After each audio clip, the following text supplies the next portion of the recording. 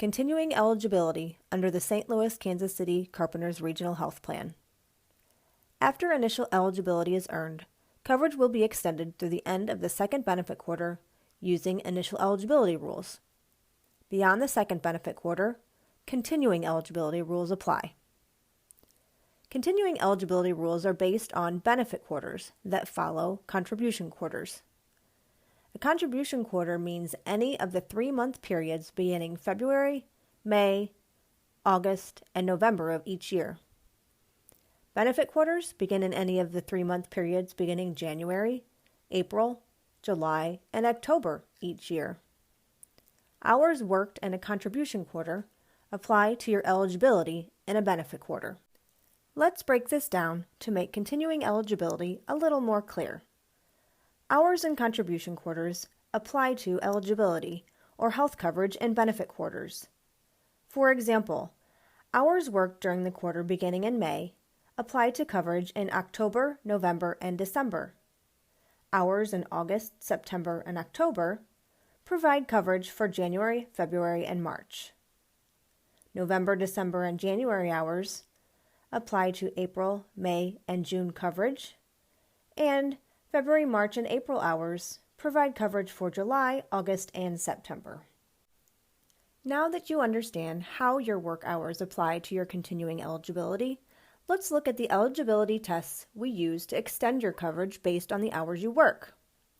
The plan has 3 separate tests to determine if you qualify for continuing eligibility, and they are applied in this order. Quarterly rule. A participant who receives a total of at least 360 credit hours in a contribution quarter will have eligibility extended through the benefit quarter that follows that contribution quarter. For example, after you have received initial eligibility, when you work a minimum of 360 hours in May, June, and July, you will earn coverage for October, November, and December. If you do not meet the quarterly rule requirements of 360 hours per contribution quarter, we use the next eligibility test. The look-back rule. A participant who receives a total of at least 1,440 credit hours during the 4 previous contribution quarters will have eligibility extended through the benefit quarter that immediately follows that contribution quarter. For example, if you need coverage for October, November, and December, and do not meet the quarterly rule requirements, we will try to use the look-back rule to extend your coverage.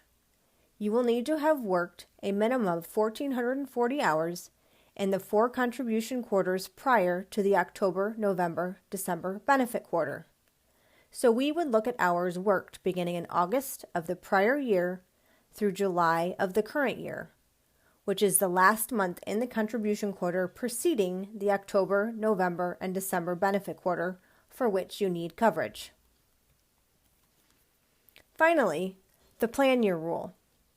A participant who receives at least 1,560 credit hours, whose employer contributes the full unsubsidized journeyman rate for health and welfare benefits in a plan year, will have eligibility extended from July 1st through December 31st of the same year. That's 6 months of coverage.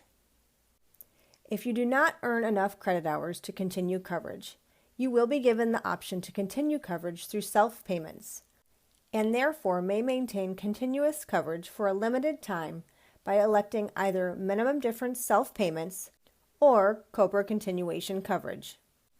Regardless if you choose to elect one of these options, you may still regain active coverage by working enough hours to satisfy the plan's continuing eligibility rules.